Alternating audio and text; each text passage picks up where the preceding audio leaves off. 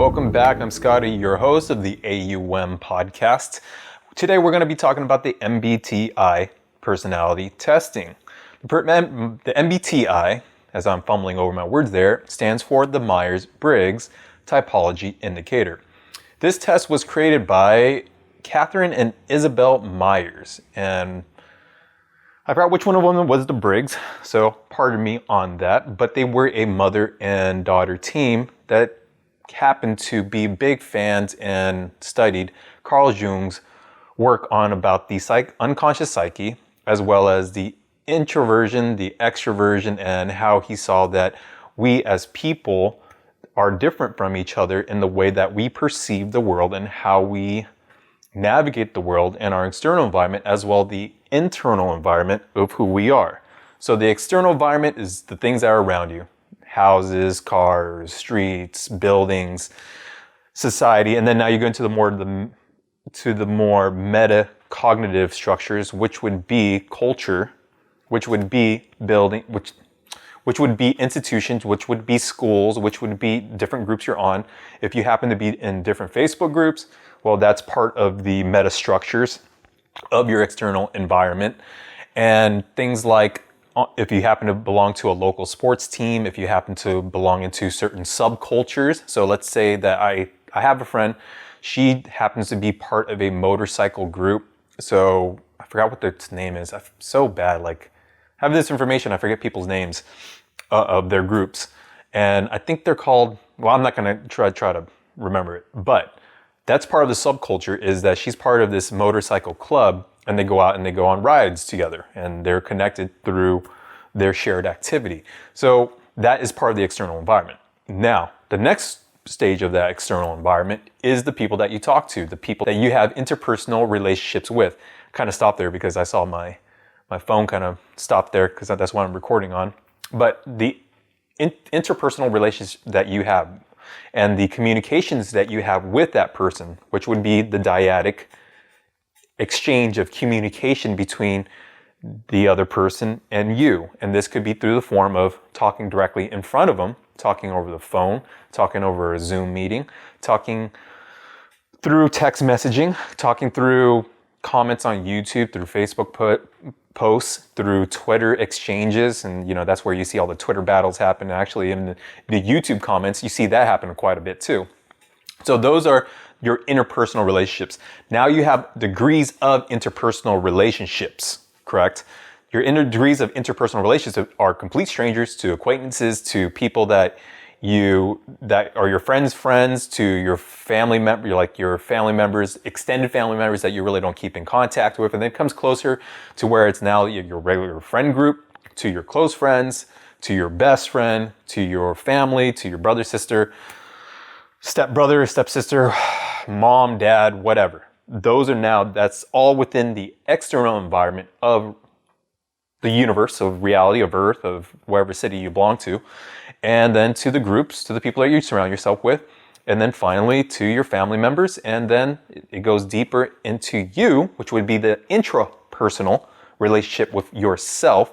And that's how we connect the Meyers Briggs Typology Indicator to this whole thing called reality that we have. So from your external environment, far external environment, to how you process the universe, how you process reality, how you process the culture that you live in, to the information and news that you consume, to the people in it, and then finally to an understanding of yourself and how you navigate the world and navigate through your own thoughts, emotions, and feelings, and what kind of actions you'll take to navigate these different environments. So the external environments and the internal environment. And as you notice here, I felt like I just vomited again a bunch of different concepts and terminologies and a lot of different sentences. But what I want to do is that there are different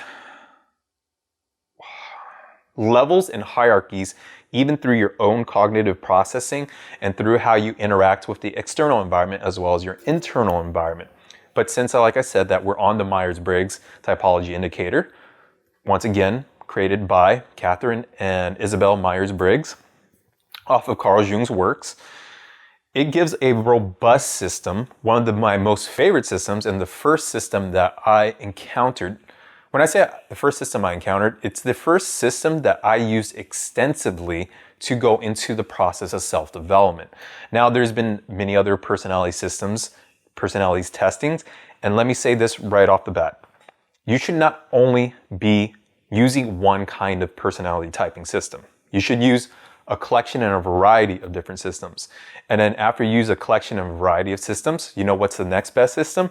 Reflecting and introspecting and psychoanalyzing your own mind, your own emotions, your own behaviors, and your own actions, which would be, like I said, I'm always going to repeat concepts until it's like drilling until it's into your guys' heads, your guys' heads or whatever, is the cognitive behavioral triangle. That forms what you do with your body, how you perceive your environment, how it makes you feel, the thoughts that you'll have to now complete new sets of actions. And then once you understand that those tools in you, which is the personality testing like the Meyers Briggs Typology Indicator test would do for you, is to help you have a better understanding of the base tools that you have, but then the software tools that you have on top of your physical body, your mind, and things like that. So that's why I say there's like hierarchies and there's levels, because now we break it down real quick.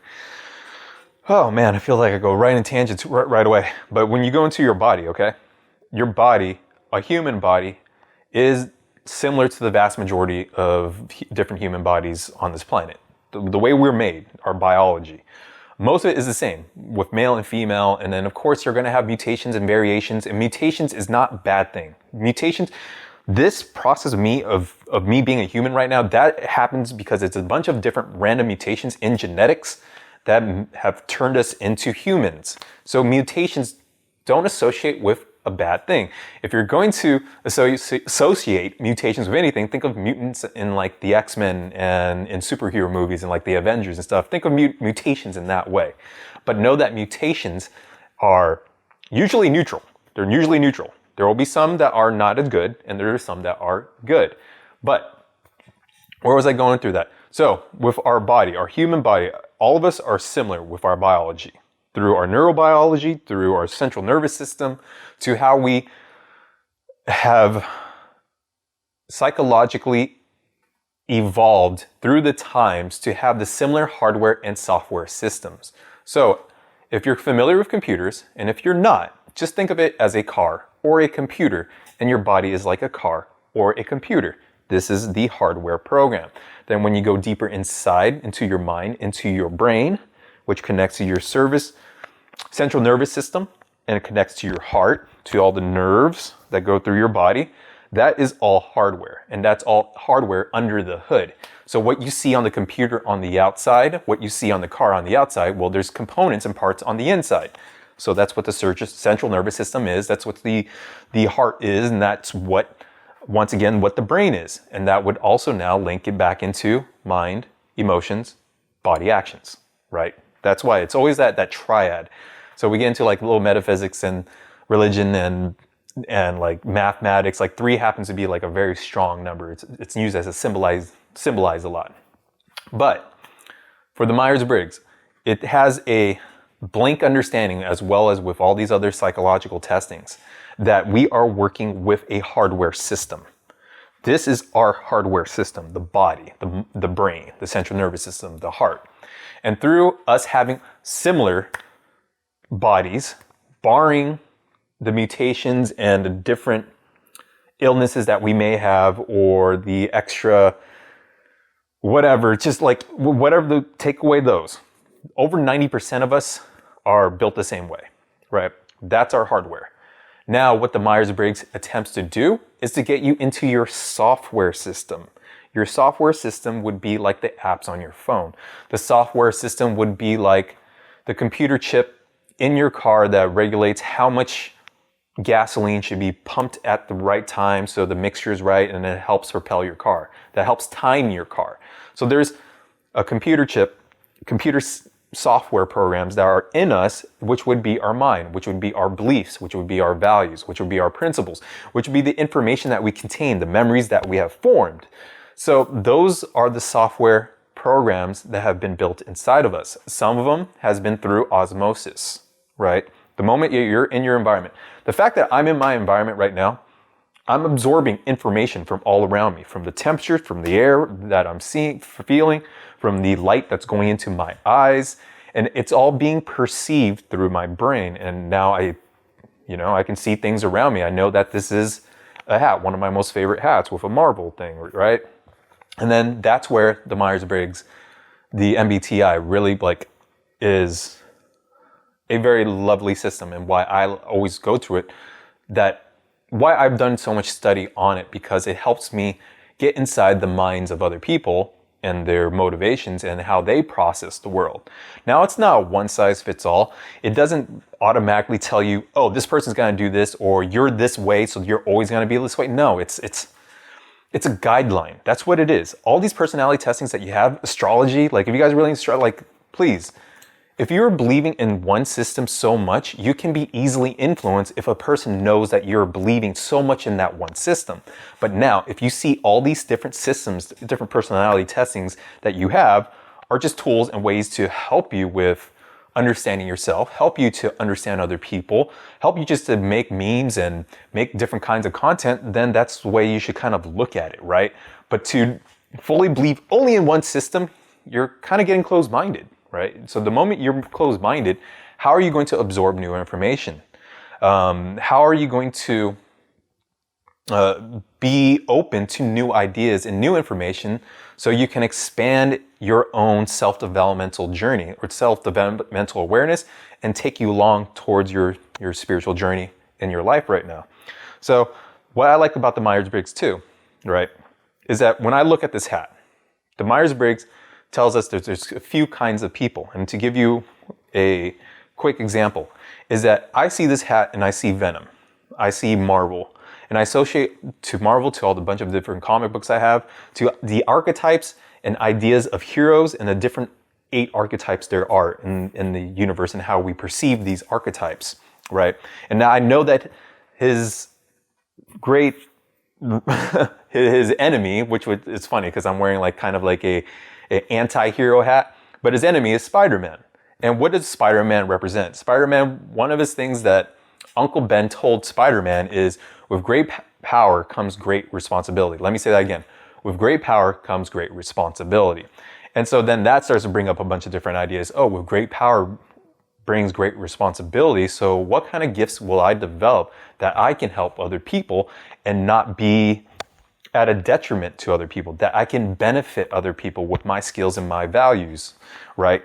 So, and then of course, I look at it, I'm like, oh wow, this is a beautifully aesthetic hat that I see the way they use their color pattern, whoever the artist did, makes me really feel like this is Venom, and it's all in your face, and that it's popping out you, it's aggressive, but at the same time, it's psychotic. So now that would be coming from a intuitive person. That would be coming from a person that is, that would be intuitive. So a person that is more sensing based would look at it and be like, it's a black cat and there's a comic book character, but they don't go, I'm not saying it all the time. I'm giving you a very general statement here, okay? I'm sure if you're a sensor and you happen to love comic books, you're gonna know everything up under the sun about it. But it's how you perceive it at first glance.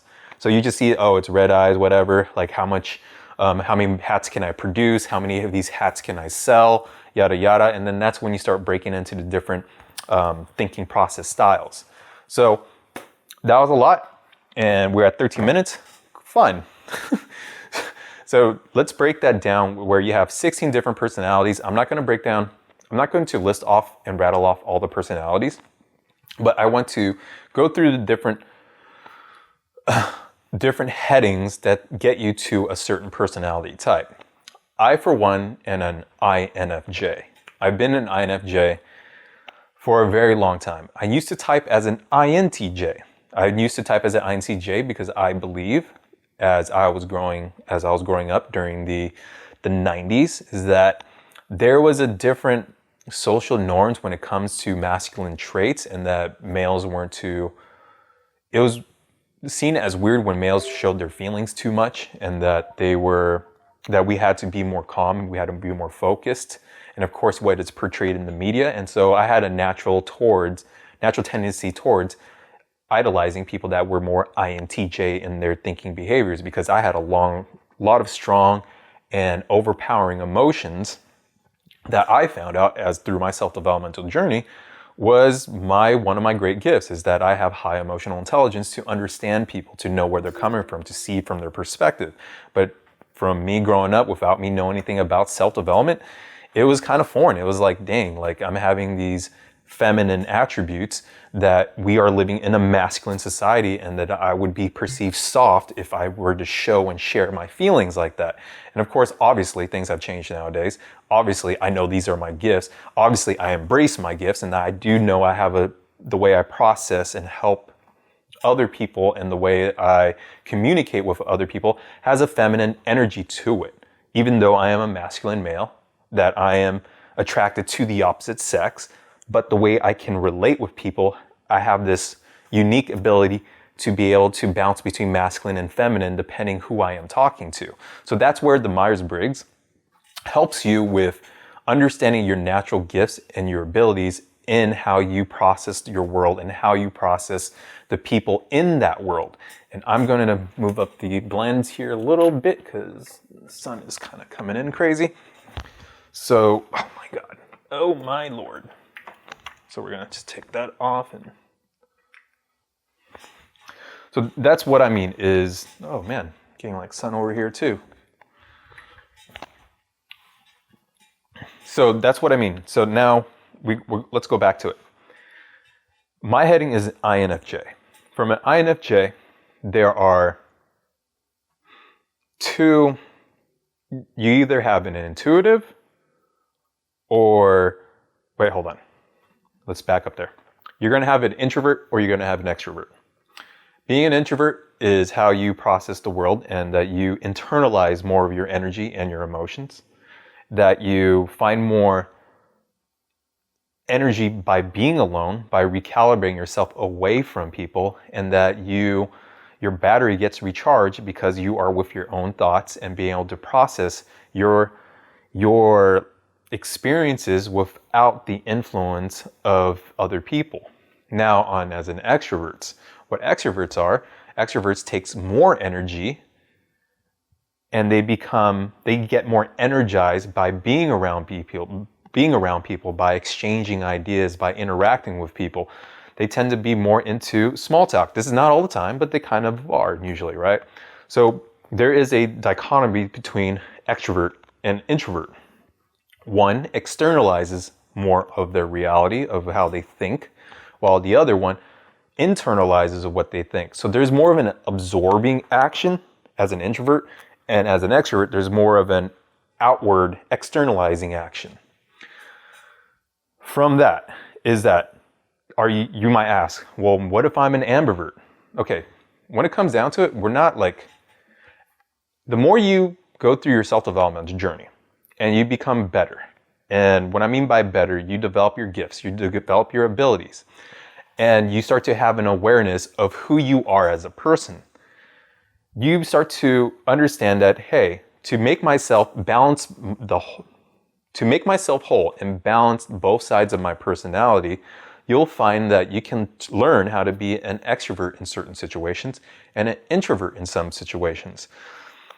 Naturally, we all also have a degree on a spectrum of how introverted and how extroverted we are. Normally, I score 70% in introversion, and I get, of course, 30% on extroversion. There was a time in my life when I started to go out more, to get more experiences in social settings and put myself out there, engage with more people, going to EDM concerts, going to different parties. I started having a balance between introversion and extroversion, almost a 50-50 split. And at one time, it was a 50-50 split. During that 50-50 split, I can tell you that I feel better as an introvert than I do as an extrovert. I like to be by myself more often. So even though you might say, oh, I'm an ambivert, the thing is, the way you process the world and the way you re-energize, you will tend to fall into one spectrum more than the other, at more frequency of more time statistically. So for myself, I've always been more of an introvert than I've been an extrovert. So that's the first heading that we both have, that we all have, is that there's introversion and there's extroversion. Now we go down the second line in the list, So that for me would be an I. I don't know what it would be for you, but maybe you're an E, right? So there's an I and here's an E. So the next one I'm at is an N. And as an N, that would be you're an intuitive. If you have strong gifts of intuition, if you are able to have pattern recognitions, if you're able to look at this hat and look at it through an artistic way where you're getting metaphors and analogies and it's starting to come out with different ideas and you start to think like, ooh, I wonder how this artist created this hat. What colors did they pick? What kind of emotion did they want Venom to evoke? What was the artist thinking in making this hat? How they would think that you would react by seeing this hat. So you see, it gets even like, it's like you go into the best way I can describe it is like you see a surface level thing as a hat, and then you go deep into the ideas into it. You dive deep to discover more about the concepts of the art within the hat and the background history of the hat. And it goes into a point where for most people, they don't think that deep. One of the biggest critiques I usually get, which I used to get like self-conscious about, where I'm not at all anymore, was you think too much, Scott. And people would tell me that all the time, you think too much. But I realized that's actually one of my greatest gifts, was I think a lot. And I enjoy thinking. I enjoy being in my head and thinking about things. I enjoy thinking about, like I just learned about how with black holes, the information paradox, where before they would think that with black holes, there would be complete destruction of information the moment that light goes into the black hole, or a planet or a star gets swallowed by a black hole, that information is completely gone. Well, an article that I read, it speaks on that information is not totally lost, that when the black hole spits out radiation as a quasar or a blast star, it's spitting out information, and that the information that the black hole has spit out, there is a link between the particles inside the black hole and on outside the black hole.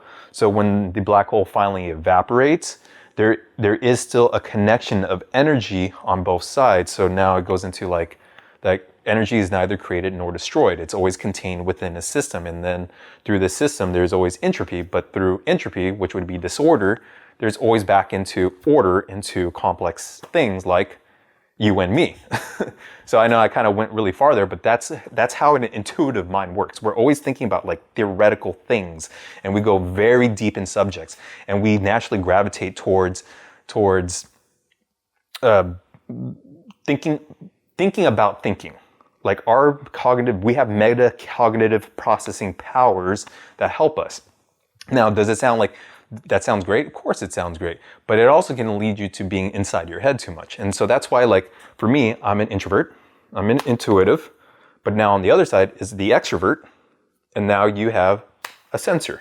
So through the sensors happen to have, like I said, they see this hat, they say, what color do I want to take? Okay, I want to get black. We're going to go with black because black is sleek. Most people like it. It's cheaper than anything else. So let's figure out what kind of material that we need. And then there's more of a concrete understanding of what the hat is going to do. The hat is, we make hats to sell hats to make more money, you know? And this, I'm just being very like general with everything too, is that it's more of looking at the facts, looking at the details, looking out at what is and not at what isn't. There is a line of thought that happens, a very step-by-step procedural thought pattern. There's not like we're gonna go step by step, but let's look really deep into this one step here and figure it out. No. That is not the natural way of doing things. It's more of, let's go step by step and see what happens as we go step by step. And then we'll modify our actions as we go down this step pattern. And so that's where the concreteness comes from, is just looking at the facts and making decisions from those facts and not thinking too much on that decision too long. Let's just think about it and let's move on and let's get going. So you're going to be different from, there's a difference between the intuitives and there's going to be a difference from the people that are more sensory based. More sensory based is not in their mind as much. They actually experience reality, objects, a paperclip thing, battery pack. It's right there in front of them. Getting lost in thoughts is not as much in common with sensor-based people. They happen to excel at sports. They excel at anything that is physically related. If you notice people that are more intuitive, they tend to be in their mind a lot more often. And they are lost in thought, where you kind of have to like, hey bro, like I'm talking to you. And they got to snap at it, because that's, well, happened with me quite a few times. So sensory-based people and intuitive people are very different on the scale, right? Then now on the next portion of the Myers-Briggs is the thinking and the feeling. But for myself, I'm an INFJ. I'm on the feeling spectrum. And on the other side, well, let's go into the feeling right now. With your feelings, you're making more values, judgments off of your feelings. You go after things because they really excite you. You're more attuned to your emotions to go after things and to recognize, oh, this thing is really exciting. I want to learn more about the hat-making process. And in fact, I'm doing it because I'm doing it for myself. I'm not doing it for anyone else. I'm not doing it for a very specific result. I'm doing it because of the pure passion of me wanting to learn about venom in this hat. Like, it's more based on of how you feel. There's less of the logical mind being engaged and more of the heart-based physiological portion of that. It's leading more with your emotions, where it's affecting your mental processes instead of allowing your mental processes affect the rest of your actions. So you're led more by your emotions. You're more emotive. You happen to enjoy more feeling type things. When people talk to you in terms of feelings, when they're pouring their emotions out to you, it's much easier for you to understand that you like that. You like passionate speeches. You like when someone slam dunks on someone, you just get that super power boost, because you're seeing that let's say LeBron James slam dunking on someone and he's all hyped up, you're going to get naturally hyped up. So there's an energetic boost through your emotions. So for INF, for me. And now we go on to the other person, the EST, the thinking. That would be your thinking. Everything that you do, or most of the things that you do, once again, I want to say this is all generalized statements. This is not like an end-all be-all, because what I'm saying is that, no, it gets more intricate. That's why there's 16 different personality types.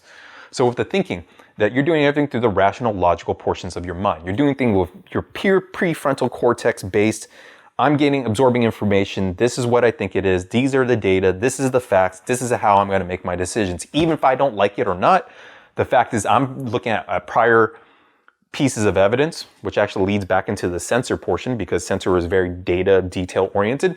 And through the thinking is like, all right, I see this has happened before. I've seen this through my memories. I don't like the outcome of that last interaction. So I'm going to take these next series of steps so I can avoid that interaction or avoid that circumstance. For a feeling person would be thinking more like, I don't like how that made me feel, so I'm not going to engage in those actions anymore. Thinking person would be more, I didn't like the outcome of my interaction with that person or that thing, so I'm going to move away from it. So that's where the thinking and the emotions are very different. One is more heart-based, which I'm more heart-based than I'm more logical. Luckily, as I've developed my sense of self, I find that when it comes to my thinking and my feeling, it's almost even keel. I'm definitely more on my feeling, but it is almost even keel. That's why I'm saying that the ambiverts, or like, oh, I think in both. Of course, we all think in both. I mean, your right brain, your left brain, we all have the same functions for higher level cognitive reasoning and getting two words mixed up here. We're able to plan ahead a schedule. We're able to look into the future using only the logical portions of our mind. We all have that. Like, if you tell me you don't have that, come on, you're lying. Like, we all have the same brain structure, right? And the next portion would be through your amygdala, which is more of your emotions, how your emotions based. Some people just have a more sensitive stimuli, or a sensitive response in their amygdala, in their emotional regionals of the brain, which would affect, again, their physiology. So you can't say that I'm only one of this, or I'm only one of that, or I'm both of this. Like, of course, there's always degrees and spectrums. You got to think of it as weights and values. You got to think of it as a video game that you played. This person is going to have, let's look at like a person that has a 99 three-point shot, and now they have like a 52-point shot or something like that. There's going to be different scales. And then some people are going to have a 99 three-point shot and a 99 two-point shot. Like, there's always a balance, and there's always going to be, variations in the different numerical values we have in a given domain. Wow, I said that. So you're going to be more extroverted than introverted. You're going to be more introverted than extroverted. Some people are going to be more intuitive than they are sensing. Some people are going to be more sensitive than they're intuitive. And some people are going to be kind of be able to straddle a line a lot between the two, but they're naturally going to fall in one thing. Why do they fall in one thing? Because the moment you have your 4 functions, right? You have for me, the intuition, the intuitive, my introversion, my intuitive, and my feeling, and then of course now to my judging, that is going to give a picture of how I perceive and how I navigate my external world, as well as navigate my internal emotions and my internal thoughts. That's why it's not exactly one or the other. It's going to be weights and values, but eventually it pinpoints to one kind of personality for most of the time that you're doing things. And the times that you will start to move out from those personalities, from your main personality, would be because you're in a different work scenario, different environment. If you've been having a really bad day, you'll start flipping into another personality. Check my time here. We're at 31 minutes. My goodness. So now let me go down into the bottom half here. I got the INF, and then this one is the EST. The bottom is judgment. Judgment means this. You want to come to a decision quick. So I know I said before, the feelings happen to be, you don't really you're not as decisive, but with the judgment function that goes with pairing with the feeling, you actually happen to be very decisive of what you're feeling too, right? So the judgment function is about organization, is about coming to conclusions fast, is about making those decisions, is about being punctual, which I'm kind of not, but the judgment will be within those domains. It's more of a closed loop, more of a, it's more of arriving to a conclusion. So you got to think, so especially with me, the introversion is going in, it's focusing in, the intuition is making it really focus in, the feeling is just whatever it is, and the judging is finally, we're at a decision on something. This is how we're going to do it. We need to close it. Anytime I start a project or start to do something, I need to finish it and follow through. I can't just leave it open. And of course, my mom's going to be like, well, you've quit all the bunch of other things. Then that's when we get into passions and purpose and what exactly excites you. But when you find something that you really like to do, you want to finish it. You don't want to leave it up in the air. That's not the thing that you want to do as a judging person. And of course, the judging person, the whole thing with judgment is that you will also judge other people. One of the bad habits I had when I was younger was judging other people too easily without turning the mirror at myself and be like, hey, bro, you're kind of doing the same thing, right? So on the other side, for the EST, now we're at the P, perceiving, perception. Perceiving, for an extroverted person that is perceiving, they're the purest perceivers. Because of the purest perceivers, they happen to absorb lots of information on the outside. Just itching my eyebrow here. And from the perception process of that is that everything is, you're not as lost in your thoughts. You can see and be grounded in reality. You can observe all the details that are happening around you. But one of the things with perception, with perceiving, is that you're not as definitive with your conclusions, that you like to have your options left open, that you like to not be locked in to a routine or a schedule, that your environment may be semi-disorganized. Once again, let me reiterate, this is not to be a generalized statement. I'm making a generalized statement, but everyone is a little bit different, so don't take that for a grain of salt. But for the most part, you're going to be more disorganized, maybe a little bit disorderly, kind of like chaotic. But remember, through chaos, we get order. You might get a little bit chaotic. You like to leave your options open. You can see all the things that are happening around you. And one of the great things about the perceiving is that you come up with more ideas. The way you think, the way you feel, the way you come up with creative ideas goes outward. It's almost like a blossoming flower, tree. You know, it's like you're just coming about a bunch of different ideas and you're figuring out like, oh man, oh, that's an idea here. There's an idea here. Like, oh, that's really funny. Oh, wait, what about that? Like it's almost like you have this kind of like a ping pong mind, but the ping pong, you got multiple ping pong balls in there. It's like you just throw a bunch of ping pong or maybe a bunch of tennis balls. It's like a bunch of tennis balls just thrown randomly shot out in the court. And then you got all these ideas going all over the place. While the judging is more of let's focus in on an idea and go with this one route. Perceiving happens to be, boom, an explosion of ideas, explosion of creativity, explosion of different ways we can do things. Like, no, we're on to our next adventure, let's go. You know, while judging is not as much. So those are the 4 functions of the MBTI. Understanding those 4 functions and how it makes you greatly increases your self-development, greatly increases in understanding yourself and finding your passions and your purpose. And that's why I focus so much on the MBTI, because it breaks it down in so many different functions that it helps me to navigate my own internal processes. So I said that I am an INFJ, and on the other side, you notice I listed ESTP. This is my shadow side. This is the side that happens to me when I'm overly stressed. So when I start to exhibit behaviors of an underdeveloped ESTP, I will begin to move away from my INFJ-ness and start to be negative, start to act out of character, to lash out at people. So when you embody your best self, you will go towards, oh my God, my nose really itches. You will embody the best portions for myself as an INFJ.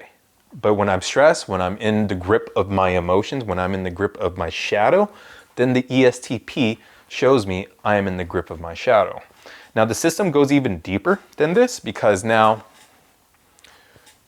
I listed off the INFJ, the ESTP. Now you get into your unconscious psyche, and now you got like these other personality types that get weaved in. I don't want to go into that because we're already at 37 minutes. So I just want to wrap it up, is that I use the MBTI to great effect. I use it to help me understand other people, and I use it to help me understand myself. What I also add to that I have it almost as parallel, is the big 5, the ocean tests, which would be the openness, conscientiousness, extraversion, agreeableness, and neurotic psychological standard tests. And I use both, right? And of course I use other ones, but for me, I found these 2 tests tend to be consistent when people take the test. People may say like, oh, I get a different type, but if you have them take it enough times, for myself, especially I've taken it so many times, you get a consistent across the board of the time, what the person, how they perceive the world, how they feel about the world, how they feel about the external and internal environment. God, my nose really itches. You don't even understand right now. And the big 5 I like because it's almost like the present here and now. What's happening within this 1 year. With the big 5, you get to see almost like in a moment by moment basis how a person is reacting day to day. The MBTI, I feel like, is more of like kind of like a general overview of how the person thinks, of how you think. And that's why I like it, because it's not a personality testing. I think that's where people get it mistaken, is that it's purely a personality test. Does it have personality characteristics? Yes, it does. But to me, it's more of a thinking process test. It's more of how you perceive your reality around you, how you navigate the world. Because when you think of it as only a personality test, then you start to box yourself into a particular type. I was guilty of this, and that's why I want you to understand, I don't want you to be boxed in by a type, because if you go online, you see a bunch of memes, it's great to identify with your type. It's great to like finally realize, oh, this is what I am, and to get a better understanding of yourself. But eventually with this testing, is just to help you. It's a tool, but don't identify so much with the tool that you become used as the tool, and that you are closing yourself off from new ways of perceiving yourself and developing your sense of self. Because the moment you start to close yourself off to new ideas, to understanding yourself, you stop growing as a person, you stop evolving. And the thing about this, the thing about life, is that you're on a self-developmental journey. And maybe you disagree with my philosophy, like, no, we stopped growing. Like, okay, you can go with that philosophy. But the thing is, every day you're continually learning something new. I hope you're learning something new because that staves off a bunch of mental illnesses, mental neurological disorders. Is that we are constantly evolving to the best version of ourselves or to the worst version of ourselves, however you wish to go about your actions. And I'm going to leave it off of that because we're already at the 37-minute mark. I'm going to have to edit this video and figure out what I'm going to title this video because it seems like I just broke down the different, oh crap.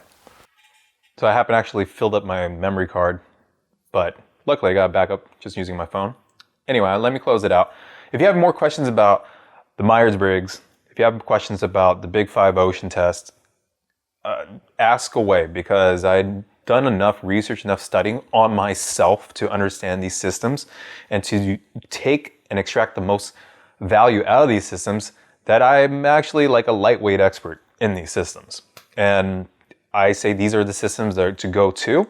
And so let me leave it off with this.